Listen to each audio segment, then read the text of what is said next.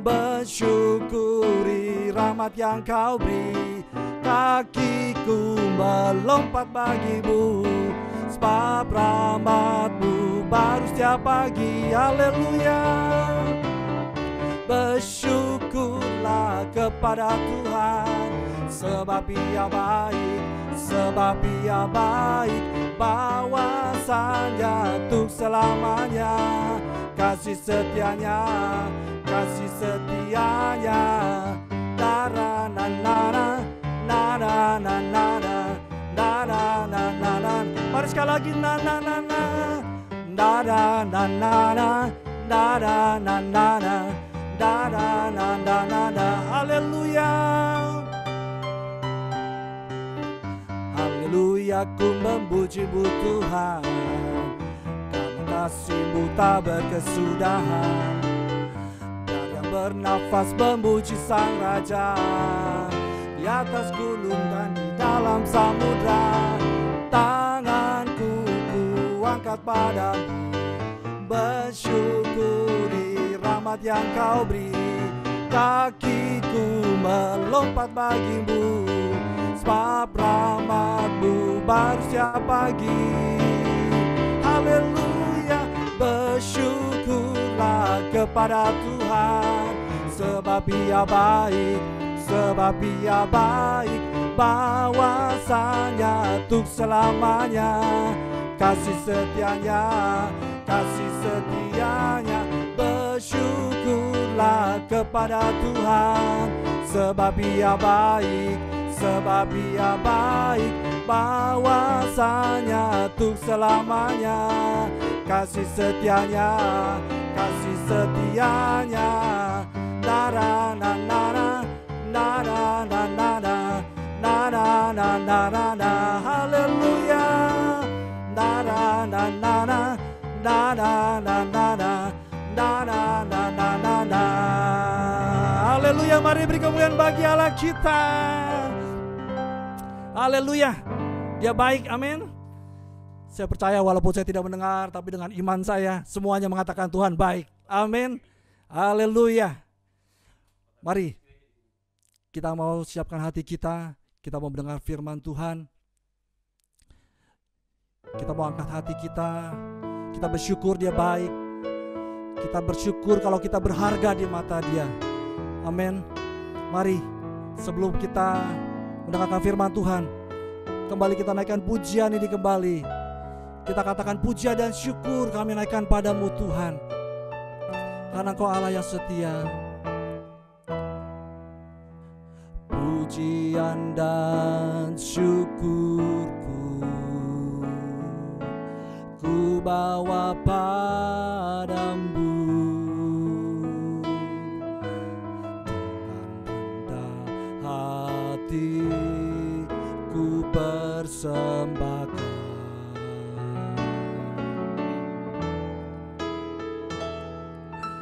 Sadar bila ku ada hanya karena anugerah, bukan karena kekuatanku. Mari katakan, ku tahu hidupku adalah penyembahan. Kau ciptakanku dalam kemuliaan-Mu.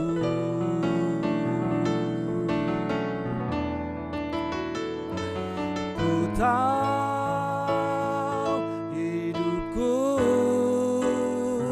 berharga di mata-Mu. Segenap hidupku persembahkan. Mari naikkan pujian ini kembali. Pujian dan syukurku ku bawa padamu,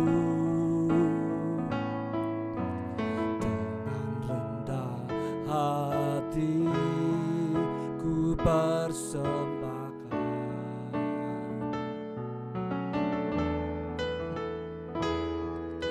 Sadar bila ku ada hanya karena anugerah,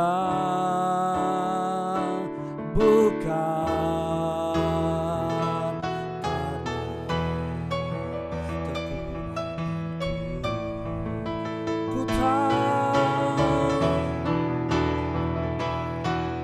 tahu hidupku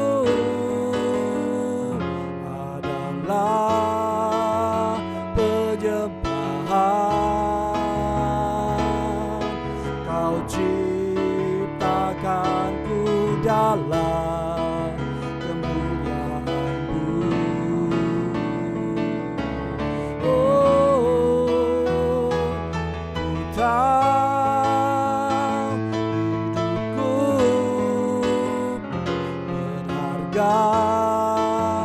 di mata-Mu, segenap hidupku persembahkan.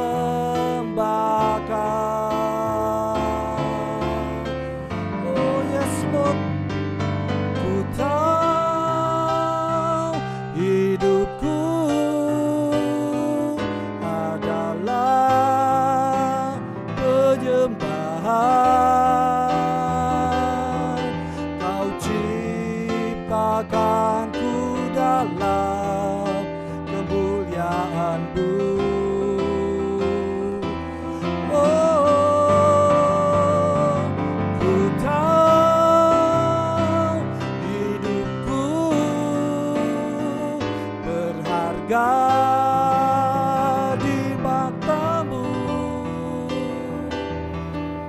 segenap hidupku persembahkan. Segenap hidupku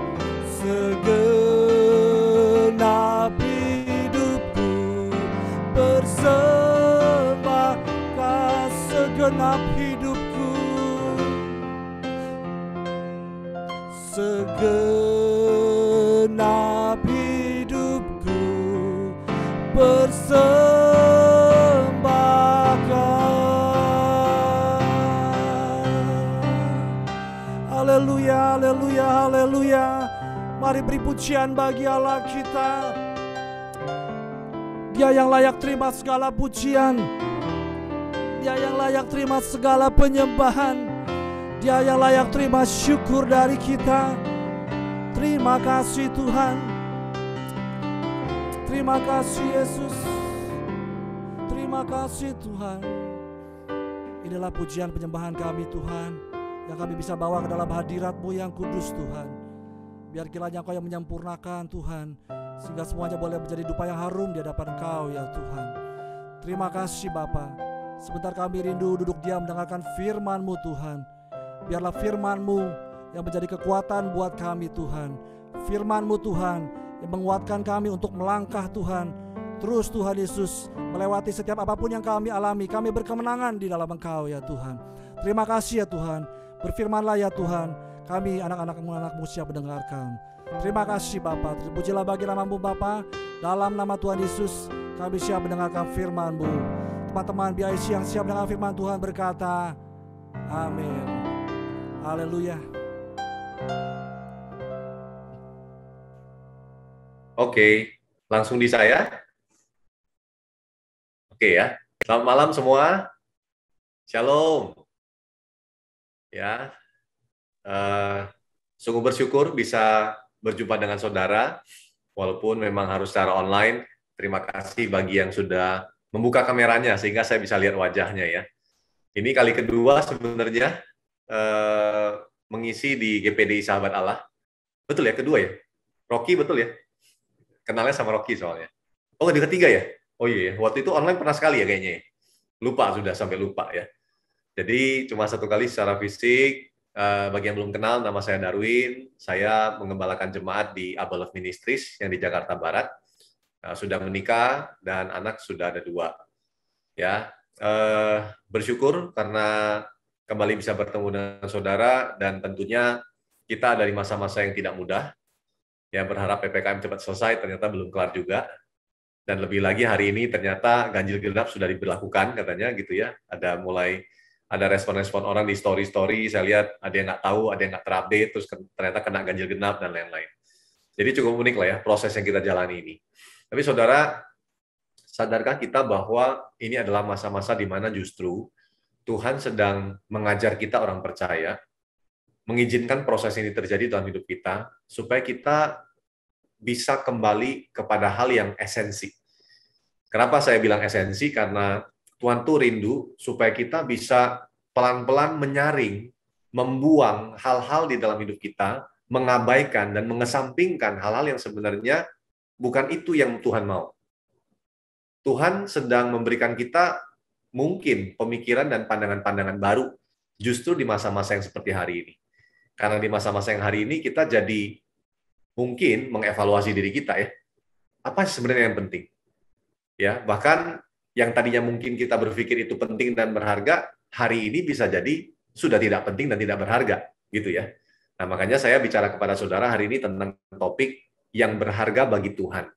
Kenapa saya perlu membawakan ini dan kenapa sepanjang COVID terjadi dari tahun lalu, bulan Maret, sampai dengan tahun ini, sudah masuk bulan Agustus juga belum kelar, malah bertambah parah. Saya banyak merenung secara pribadi. Tentunya sebagai penatua di gereja yang mengembalakan jemaat, saya banyak melihat berkaca kepada satu, diri saya sendiri, yang kedua keluarga saya, dan yang ketiga gereja yang saya pimpin. Dan ketika saya berkaca kembali, saya menemukan ternyata, saudara, ada hal-hal yang sebenarnya nggak esensi, dan bahkan ketika saya coba selaraskan dengan apa yang di mata Tuhan, artinya yang berharga buat Tuhan, saya semakin menemukan bahwa ternyata semua itu bukan hal yang berharga di mata Tuhan. Contoh misalnya ya, contoh. Kalau secara pribadi gitu, saya kan berpikir bahwa saya perlu membangun pelayanan saya yang baik, yang benar, kemudian bisa bawa pengaruh lebih luas lagi kepada makin banyak orang gitu. Dan tentunya itu dibangun dengan berbagai cara gitu ya. Ada hamba Tuhan membangunnya lewat sosial media, ada hamba Tuhan membangunnya lewat platform tertentu, ada hamba Tuhan membangunnya dengan cara membangun pelayanannya sehingga makin besar, pengaruhnya makin luas dan lain-lain gitu. Dan karena berkaitan langsung dengan gereja juga, dengan apa yang saya lakukan, saya juga merenungkan apa yang sebenarnya esensi buat gereja, yang tadinya orang pikir itu esensi. Contoh lah, saudara, kami di gereja merenovasi gedung kami, dari yang tadinya kami hanya punya 3 ruko, kemudian kami membeli sampai sekarang kami punya 12 ruko, dari sejak 2015. Ya. Kami mempunyai 12 ruko itu sudah sejak 2016 tepatnya, 2016, kemudian 18, dan sudah full 12 ruko itu. Kami renov, memakan biaya cukup besar gitu, dan bahkan sangat besar.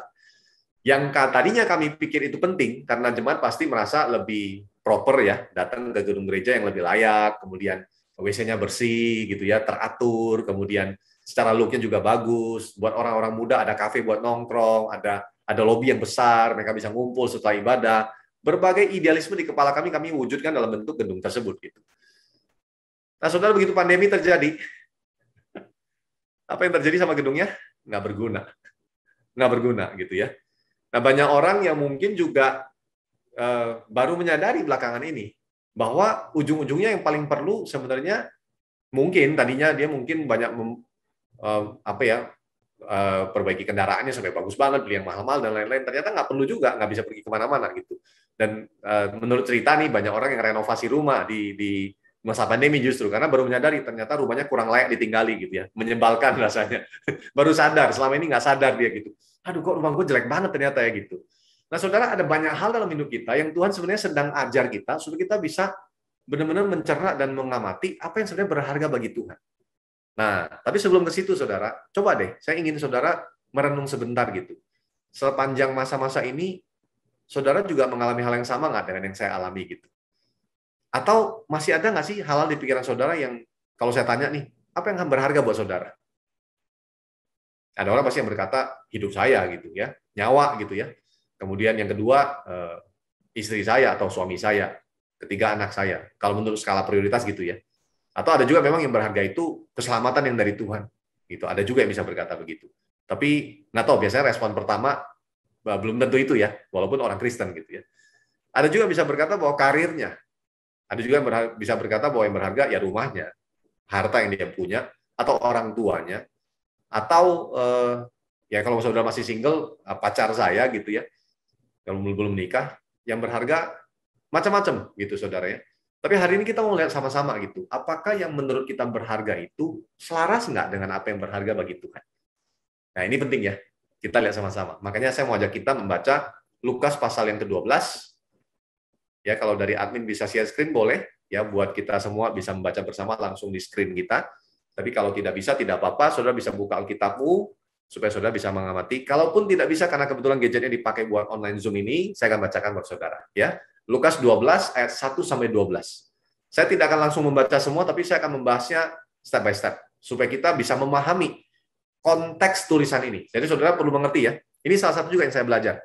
Bahwa ternyata masa-masa pandemi diizinkan juga, buat saudara ini bagus sebenarnya. Kalau biasanya alasannya, sudah baca Alkitab belum hari ini? Aduh Pak, nggak sempet Pak. Tadi udah buru-buru harus ke kantor, bangun udah telat, ngurus anak dan segala macam. Nah, sekarang saudara punya waktu yang sangat banyak. Karena saudara mungkin kerja dari rumah lebih banyak ya, gitu. Atau bisnis lagi nggak jalan, oh bagus, nggak apa-apa. Kalau bisnis lagi nggak jalan, pemasukan nggak apa-apa, masih lagi berhenti, yang penting masih bisa makan, toh, nggak apa-apa. Baca Alkitab yang banyak. Ya, canda saudara ya. Tapi bercandanya agak serius juga sebenarnya, karena itu berguna buat kita. Nah, Lukas 12 ayat 1-12.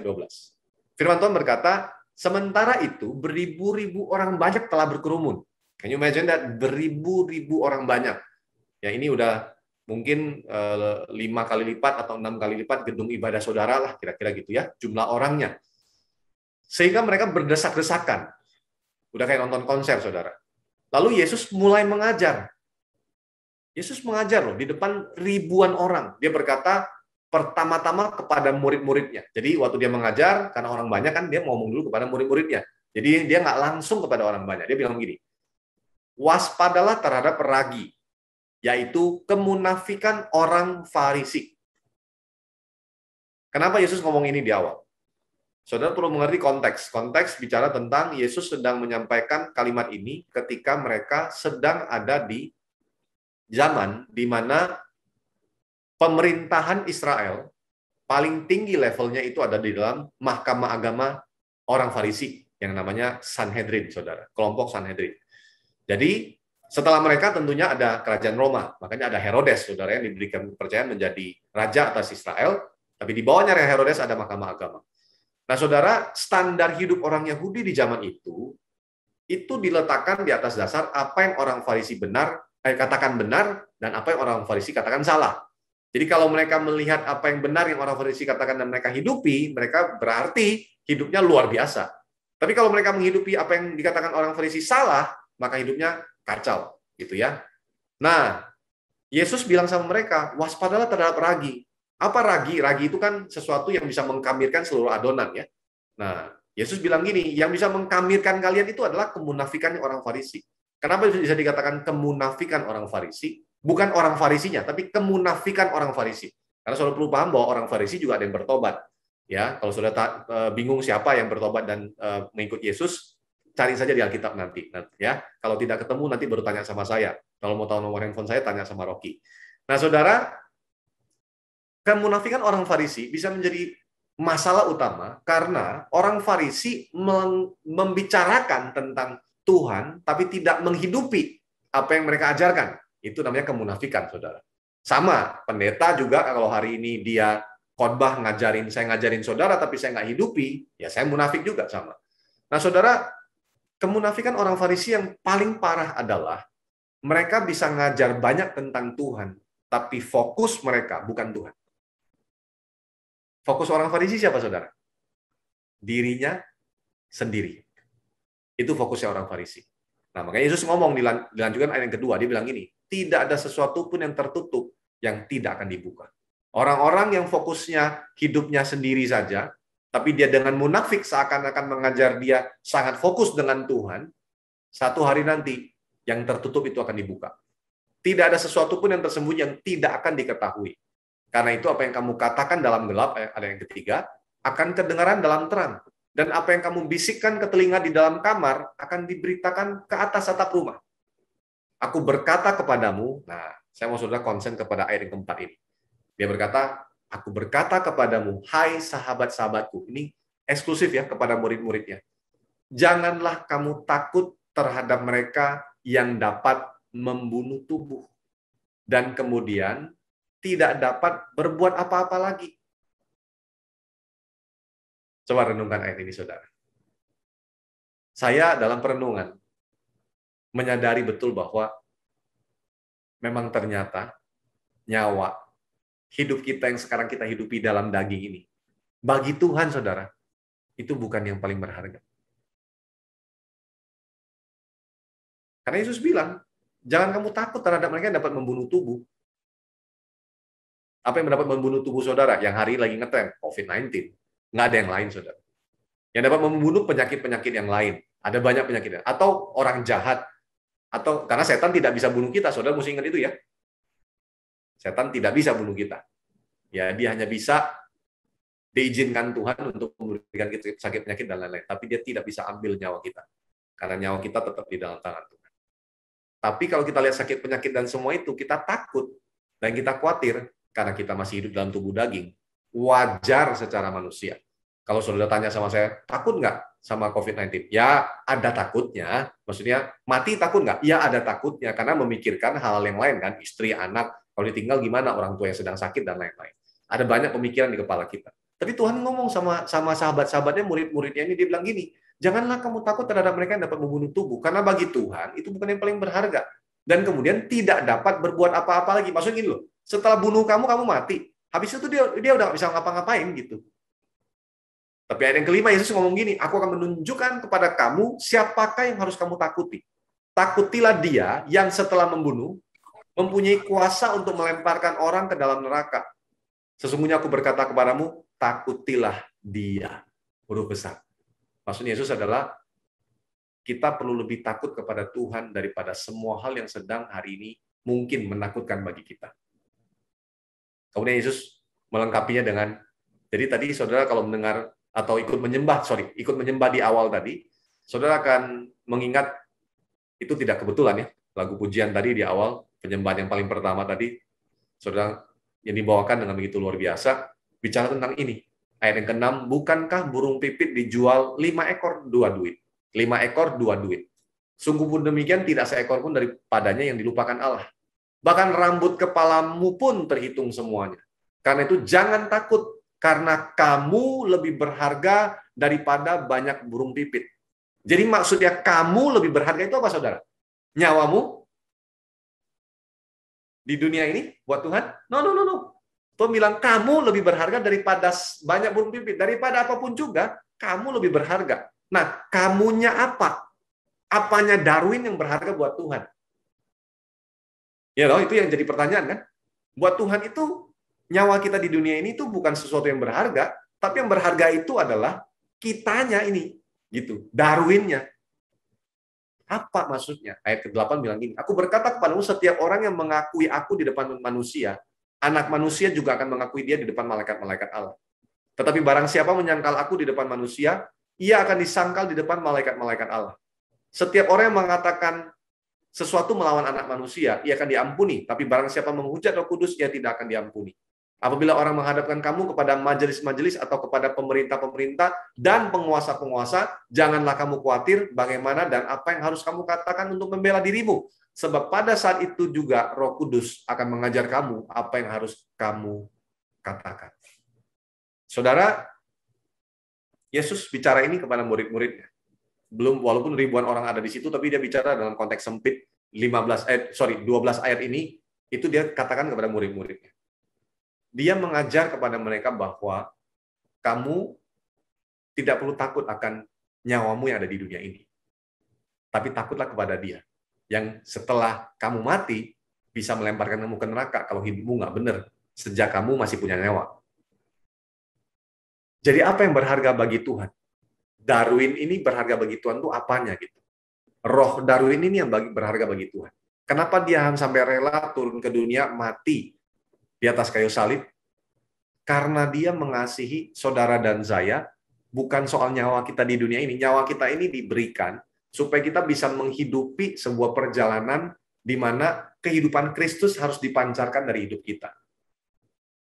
Makanya kalau saudara bertanya kenapa banyak orang baik, orang benar dipanggil Tuhan lebih cepat gitu. Mungkin saudara, mungkin ya, ini mungkin ya. Mungkin dalam penafsiran saya, hidup mereka sudah memancarkan Kristus. Bagi Tuhan sudah cukup. Karena Tuhan lebih rindu bersekutu dengan mereka daripada mungkin kita bersekutu dengan Tuhan. Tuhan lebih rindu bersekutu dengan kita. Seperti Henok sama ceritanya. Henok hidup benar, dan Tuhan bilang, udahlah, kamu jangan lama-lama di bumi, ngapain lagi? Hidup sama aku aja. Nah, saudara, bayangkan, coba bayangkan deh, duduk sebentar, mikir sebentar, renungkan sebentar, kalau sedemikian berharganya diri kita, personalnya Darwin, rohnya Darwin tuh di hadapan Tuhan yang benar, apalagi yang perlu kita takutkan? Sebenarnya kan begitu. Nah, saudara, saya masuk ke hal yang sangat esensi hari ini. Apakah kita menyadari bahwa dengan pengorbanan Kristus, hari ini saudara dan saya punya hidup yang benar. Hidup kita yang benar ini bukan semata-mata karena usaha kita, tapi karena Kristus sudah menebus kita. Dengan penebusannya, dia mengampuni dosa kita, dan dengan kebangkitannya, dia membenarkan kita. Sama seperti apa yang Paulus katakan di dalam kitab Roma, Abraham dibenarkan karena iman. Karena iman saudara dan saya, hari ini kita percaya kepada dia, dan karena itu kita dibenarkan oleh Tuhan. Saudara pernah renungkan itu tidak? Bahwa sedemikian hebatnya Tuhan melakukan semua itu, sehingga hari ini hidupmu yang benar itu sangat berharga buat Tuhan. Kalau hidupmu yang benar itu sangat berharga buat Tuhan, apakah Tuhan akan menyia-nyiakan semua proses perjalanan dalam hidup? Tidak akan. Dia akan pakai hidupmu sedemikian rupa, sehingga hidupmu bisa jadi berkat, jadi pengaruh, jadi dampak, dimanapun Tuhan mengutus dirimu. Hanya kadangkala dalam perjalanan hidup kita bisa terdistraksi gitu. Kita bisa melihat sesuatu yang kita pikir lebih berharga. Bahkan ada orang yang berpikir bahwa begini, keselamatan itu di awal kekristenan, tapi dalam perjalanan itu keselamatan sudah di belakang, sudah tidak lebih penting lagi. Sehingga orang dalam perkembangannya mengikut Kristus, jadi orang percaya, setelah 5 tahun buat dia, oh sudah, saya sudah percaya Yesus kok. Oh, sekarang saya perlu lebih belajar hal yang praktis. Gimana caranya saya membangun keluarga yang takut akan Tuhan? Benar, saudara perlu belajar itu. Tapi saudara, kalau saudara baca benar dengan apa yang Paulus tuliskan, Paulus bilang gini, itu kekuatan Allah yang memimpin saudara dari iman kepada iman. Jadi apa yang memimpin saudara? Injil. Keselamatan yang Tuhan berikan sejak awal, sehingga hidupmu benar, itu yang berharga buat Tuhan. Kehidupanmu, hidup benarmu itu yang bukan karena usahamu, tapi karena pengorbanan Kristus. Hidup benar ini bagi Tuhan, ini yang berharga. Tuhan mau ini hidup benar terus jalan sampai akhir. Nah, cuma satu caranya. Kalau saudara terus mengizinkan Injil, kabar keselamatan itu yang memimpin saudara dari dulu, sekarang, sampai nanti saudara ketemu dengan Tuhan. Karena seringkali orang percaya dalam perjalanan, di tengah perjalanan dia sebagai orang percaya, dia seakan-akan melupakan itu. Oh iya, ya itu bagus. Jadi cara bicaranya bisa, ya dulu saya percaya Yesus, saya sudah percaya Yesus, tapi sekarang saya lebih penting belajar hal yang praktis gitu. Nah, ditambah lagi dengan pola mungkin ya, banyak hamba Tuhan hari ini mengajarkan buat saudara lebih banyak hal-hal yang saudara rindukan, pasti didengar telinga saya, saudara pengen belajar tentang karakter tertentu, boleh, bukan nggak boleh, gitu. Tapi kalau saudara melupakan, meninggalkan keselamatan yang pada awalnya membawamu menjadi orang benar, dan saudara beralih kepada ajaran-ajaran yang tidak menurut asas-asas dasar, kata Paulus, maka saudara akan mulai mudah mengalami kekhawatiran, ketakutan. Karena inilah yang Tuhan sedang kerjakan. Dia akan menggoncangkan segala sesuatu, sehingga tinggal tetap apa yang tidak tergoncangkan. Jadi hari ini saudara, kalau tadi kita baca bersama bahwa hidup kita jauh lebih berharga daripada burung pipit di udara yang selanjutnya dicukupkan oleh Tuhan, bahkan rambut kepalamu pun terhitung banyaknya. Nah saudara pernah renungkan sih kalimat rambut kepalamu pun terhitung semuanya? Dan itu bukan dikatakan sama murid-murid loh, itu ditulis, dan itu adalah perkataan Yesus. Jadi Yesus yang ngomong bahwa rambut kepalamu pun terhitung banyaknya. Pernah nggak cuma renungin baik-baik? Berarti Tuhan waktu ciptain kita, dia sudah ready dengan data itu. Kalau datanya biasanya cuma berat badan, tinggi badan, dan lain-lain. Kalau di catatan Tuhan tuh ada jumlah rambut, saudara. Tiap hari rontok berapa tertulis tuh. Di tabel besarnya dia, Darwin tuh rontok hari ini 5 gitu. Terhitung sama dia. Coba deh renungan itu. Sedemikian berharganya hidupmu yang sudah ditebus oleh Tuhan, sehingga apapun tidak akan menggantikan itu. Di hadapan Tuhan, itu aja pokoknya. Nah, kalau itu di hadapan Tuhan sepenting itu, apakah kita rela mau menggantikan itu dengan hal yang lain? Makanya Paulus pernah ngajar kepada jemaat Galatia, saudara cari di Galatia 2, saudara akan menemukan kalimat Paulus ngomong gini, hai kamu orang-orang Galatia yang bodoh. Maksud dia ngomong bodoh apa? Karena orang Galatia mulai beralih. Dia bilang gini, adakah kamu melupakan Kristus yang begitu mempesona kamu itu? Karena mereka sibuk dengan persoalan sunat dan tidak bersunat. Itu masa-masa itu yang terjadi. Hukum Taurat. Bagaimana hukum Taurat itu hukum sunat harus ditetapkan. Jadi buat mereka ribut. Kalau nggak bersunat, nggak selamat, bla bla bla dan lain-lain gitu. Kalau mereka mungkin bahasnya lebih ke aturan. Dan hari ini juga ada sih orang yang bahas seperti itu. Tapi ada orang yang lain di sisi ekstrim yang satunya. Paulus pernah menulis juga, apakah karena kasih karunia terus kamu berbuat dosa terus-menerus? Sekali-kali tidak, kata Paulus. Karena orang-orang ini menganggap remeh kasih karunia yang Tuhan berikan. Jadi bagaimana kita bisa menyadari keseluruhan hidup kita, sehingga apapun yang menghampiri hidupmu, engkau menyadari bahwa gini, Tuhan, aku menyadari bahwa hidupku yang sudah dibenarkan ini yang paling berharga di hadapan Tuhan. Sehingga aku tidak mau sia-siakan. Kalau hidupku ini sudah dibenarkan di hadapan Tuhan, aku mau jadi berkat, aku mau sungguh-sungguh, aku tidak mau takut. Mungkin saudara, ketika saya sedang bicara ini, ada saudara yang kehilangan anggota keluargamu. Karena masa-masa COVID ini. Dan banyak, di jemaat kami juga banyak. Mungkin ada saudara juga mungkin sedang kena COVID sekarang. Saya sempat kena bulan Mei yang lalu, bersama dengan anak saya.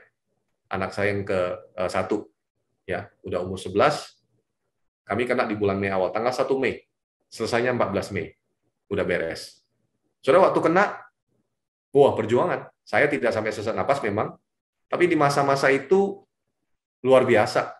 Tantangannya nggak kayak sakit biasa ya, kalau biasa kan demam, batuk pilek, ya minum Panadol juga sembuh gitu ya, biasanya minum paracetamol beres gitu. Ini paracetamol diminum, nggak ada efeknya sama sekali gitu. Nggak gampang dilewati. Dan di tengah-tengah masa-masa itu, pas saya lagi kena itu, kalau saudara tahu, Raditya Olowan meninggal. Itu rekan pelayanan, sama-sama orang muda. Kami ada di satu grup WhatsApp yang sama, karena kami memang biasanya dalam setahun ada 2-3 kali ketemu, bareng-bareng, ngobrol, bicara tentang pelayanan, dan lain-lain. Saudara, waktu tahu dia meninggal, saudara, di tengah-tengah saya sendiri kena COVID gitu. Saudara, saya jujur bicara sama saudara, bayangan kematian itu seakan-akan menghampiri saya gitu. Bukan bayangan ada fisik ya, bukan ya, tapi kayak kepikiran gitu loh, kalau saya mati terus gimana ya gitu. Malam tuh susah tidur, selain karena batuk, gatal tenggorokannya, ya karena kepikir gitu. Masa saya muda-muda juga pulang sih gitu. Wah, saudara nggak mudah lewatin itu. Tapi justru dalam masa-masa itulah Tuhan bilang gini, nah, kalaupun kamu pulang, itu justru berita gembira buat kamu sebenarnya. Karena makanya Paulus bilang kan, hidup adalah Kristus, mati adalah keuntungan. Tapi aku jangan buru-buru pergi dulu karena tugasnya masih banyak kan, Paulus bilang gitu. Ya sama lah, saya juga pengennya gitu. Tapi kadang-kadang kita jadi ngomong itu sebagai sebuah klise loh kadang-kadang. Coba deh, saudara renungin. Bisa loh kita jadiin itu klise. Janganlah, masih banyak tugas. Padahal kita memang takut gitu. Saya ngomong sama saudara jujur gitu. Saya memang punya takut gitu. Kalau mati gimana ya gitu ya. Asuransi sih ada. Maksudnya, ya istri masih bisa hidup lah berapa lama gitu. Tapi perenungan itu tuh membuat saya menyadari bahwa Tuhan bilang, nah, hidup benar, kehidupanmu yang sudah dibenarkan itu yang paling berharga buat aku. Kamu mesti jaga itu baik-baik. Jangan sampai kamu dikecoh, dialihkan oleh banyak hal yang lain.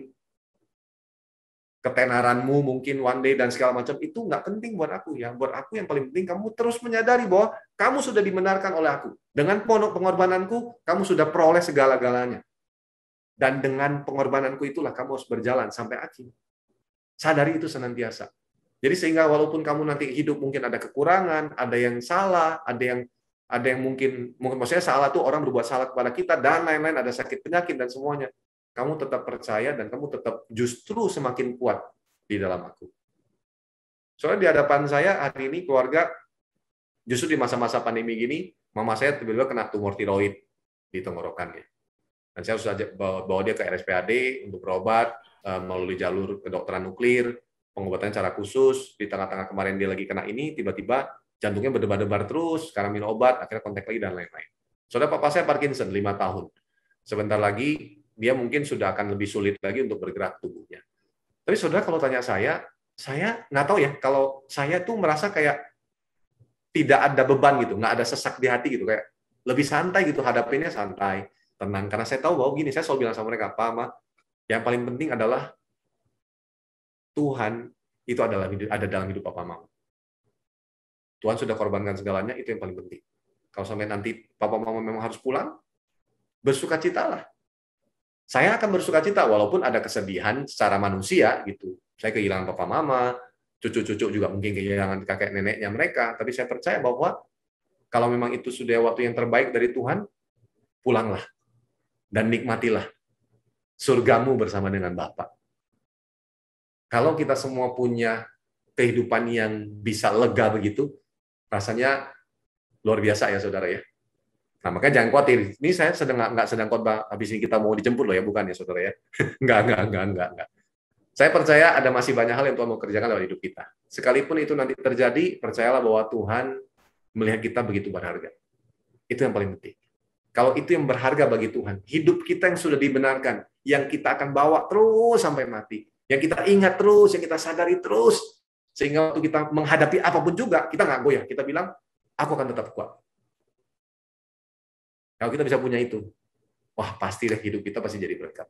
Orang ketemu kita cuma ngomong 1-2 kalimatnya, mereka sadari bahwa iya ada Tuhan dalam hidup kita. Oke? Saya rasa itu yang saya mau sampaikan buat saudara. Saya mau ajak saudara berdoa bersama dengan saya. Biarlah hari ini kita dikuatkan, biarlah hari ini kita diteguhkan melalui kebenaran yang sudah disampaikan. Tuhan, kami hari ini bersepakat. Kami sudah dengar kebenaran firman-Mu. Tuhan, firman ini bukan hanya buat rekan-rekanku yang di GPDI Sahabat Allah, tapi ini juga buat hamba-Mu sendiri. Dan aku percaya Tuhan, kami mau terus berjalan bersama dengan Engkau. Apapun yang sedang terjadi, apapun yang kami sedang alami. Kami percaya Tuhan, yang berharga bagi Engkau adalah hidup kami yang sudah dibenarkan oleh darah-Mu, oleh pengorbanan-Mu. Karena itu Tuhan, kami mau selaraskan pemikiran kami dengan Engkau. Sehingga apapun yang mungkin tadinya kami anggap berharga, sama seperti Paulus berkata, apa yang dahulu aku anggap itu sesuatu yang membanggakan, tapi semuanya hari ini aku anggap sampah oleh karena pengenalan akan Kristus. Karena pengorbanan Kristus dalam hidupnya, sehingga dia boleh mengenal Kristus. Demikian juga kami, Tuhan. Karena pengorbanan-Mu, Tuhan, hari ini kami boleh mengenal Engkau. Kami tahu hidup yang benar, karena Engkau mengaruniakannya bagi kami. Biarlah kami berjalan seterusnya sampai akhir, membawa kabar gembira dan sukacita ini dalam hidup kami. Dan kalau Tuhan memberikan kami kesempatan untuk menyampaikannya bagi orang lain, kami akan sampaikan, karena kami tahu ini adalah hal yang paling berharga bagi Tuhan. Terima kasih Bapa. Kami serahkan seluruh hidup kami ke dalam tangan-Mu. Tuhan yang menjaga, menolong kami. Hari ini Tuhan aku berdoa buat setiap saudaraku, kalau di antara mereka ada yang sedang mengalami tantangan, baik itu sakit penyakit, secara ekonomi Tuhan, mungkin kehilangan pekerjaan, mungkin pemotongan gaji, mungkin bisnis juga menjadi sangat sulit, atau bahkan ada yang tutup. Tuhan, aku berdoa supaya tidak ada satu hal pun dari antara semua kendala yang dialami itu yang bisa memisahkan mereka semua dari kasih Kristus. Biarlah kami menyadari kembali kasih-Mu yang terbaik kami sudah terima, dan kami akan hidupi sampai akhir hidup kami. Sekalipun ada tantangan, kami mau berkata, kami akan tetap setia. Karena kami percaya penuh kepada Tuhan kami, yang tidak akan mendatangkan maksud yang jahat, tidak akan mendatangkan rancangan kecelakaan, tapi rancangan damai sejahtera Tuhan akan berikan bagi kami semua. Terima kasih Bapa. Kami serahkan seluruh hidup kami ke dalam tangan-Mu. Dalam nama Yesus, kami sudah berdoa dan kami bersyukur. Mari kita yang percaya, sama-sama kita katakan, amin. Tuhan memberkati saudara. Saya serahkan kembali. Haleluya. Saya percaya kita semua diberkati oleh firman Tuhan hari ini ya. Terima kasih Kak Darwin yang sudah membagikan firman Tuhan bagi kita, supaya kita terus menjaga apa yang berharga di hadapan Tuhan. Hidup kita benar, sampai setia, sampai akhir, sampai saatnya kita bertemu dengan Dia dalam kekekalan ya. Saya akan bacakan pengumuman untuk sepanjang minggu ini. Yang pertama ialah seluruh informasi untuk Blessed Impact Community akan di-share melalui WA Group BIC dan juga sosial media BIC ya. Jadi teman-teman yang belum join bisa join dan bisa ikut di dalam WA Group BIC dan sosial media BIC supaya boleh mengikuti kegiatan yang ada. Berikutnya ialah segala pertemuan secara fisik masih diliburkan ya teman-teman, hanya diperbolehkan secara online. Berikutnya ialah bagi teman-teman yang rindu memberikan persembahan, bisa ditransfer melalui rekening BCA. Nomornya ada di. Nggak ada di sini lah. Oh, oke. Nomornya ya ada, saya bacakan ya, di 537 033 5658 ya. Atas nama Desion Elia ya. Berikutnya ialah untuk doa puasa, akan diadakan setiap hari Selasa, dan puasa dimulai pada hari Senin jam 10 malam dan sampai dengan Selasa jam 3 sore ya. Jadi teman-teman yang rindu dan terbeban bila boleh bersama-sama ikut dalam doa puasa ini. Berikutnya ialah bagi yang membutuhkan bantuan doa dapat menghubungi tim doa BIC ya. Yang nomornya ada di 0878 8371 2660. Terakhir ialah sehubungan dengan COVID new normal ya. Sekali lagi mari kita mendukung imbauan pemerintah untuk tetap menerapkan 5M, memakai masker, menjaga jarak, mencuci tangan, menghindari kerumunan dan mengurangi mobilitas. Kita sungguh berdoa juga supaya COVID ini boleh segera berlalu ya, dan kita boleh kembali beribadah seperti biasa. Baik, itu saja pengumuman untuk sepanjang minggu ini. Saya serahkan kepada Ko Beni untuk memberikan pengumuman tambahan. Terima kasih Pastor Darwin atas firman Tuhannya yang sudah mengajarkan kepada kami. Ada pengajaran khusus, ada 5 poin sebenarnya yang dapat kita pelajari dari perikop ini. Tapi inti dari itu semua bahwa kita ini adalah manusia yang berharga di mata Tuhan, dan pergunakan hidup kita yang kita sudah dibenarkan ini untuk menjaga hidup kita tetap kudus di hadapan Tuhan. Menjaga hidup kita sesuai dengan firman Tuhan, karena itulah yang berharga dalam kehidupan kita. Walaupun masa-masa pandemi ini tidak ada alasan sebenarnya buat kita untuk tidak bisa menjaga hidup kita kudus dan berkenan di hadapan Tuhan. Nah, kita akan coba, dan saya berharap kita semua, jemaat BIC, bukan saja mendengar firman Tuhan, tapi melakukan firman Tuhan ini. Ya, oke, itu aja dari saya. Tidak ada pengumuman lain, nanti kita akan tutup. Kosemi, silakan tutup. Terima kasih sekali lagi Pastor Darwin atas berkat firman-Nya. Tuhan Yesus memberkati. Ya. Mari kita berdoa. Allah Bapa kami dalam surga, terima kasih Bapak, kami telah mendengarkan firman-Mu. Bapak, kiranya firman-Mu ini dapat kami terapkan dalam kehidupan kami masing-masing Bapak. Karena kami tahu hidup kami ini hanya untuk-Mu, hanya untuk menyenangkan-Mu. Bapak, terima kasih Bapak. Engkau juga yang berkati Pastor Darwin. Yang Engkau berkati keluarga, Engkau berkati kesehatan, Engkau berkati pelayanan. Begitu juga Bapak, Engkau memberkati Bapak Beni Hira dan keluarga dalam kesehatannya, dalam usahanya, Engkau berkati. Engkau juga berkati setiap kami Bapak, rekan-rekan BIC. Kami tahu, kami hanya berharap kepada Engkau, karena Engkau adalah juru selamat kami, karena Engkau adalah sumber dari segala-galanya. Terpujilah nama-Mu Bapak. Rekan-rekan BIC, mari kita mengangkat tangan. Terimalah berkat dari Allah Bapa, Allah Anak, Allah Roh Kudus, itu Tuhan Yesus Kristus. Mulai hari ini sampai selama-lamanya. Terpujilah nama-Mu Bapa, Engkau juru selamat kami yang hidup. Haleluya. Amin.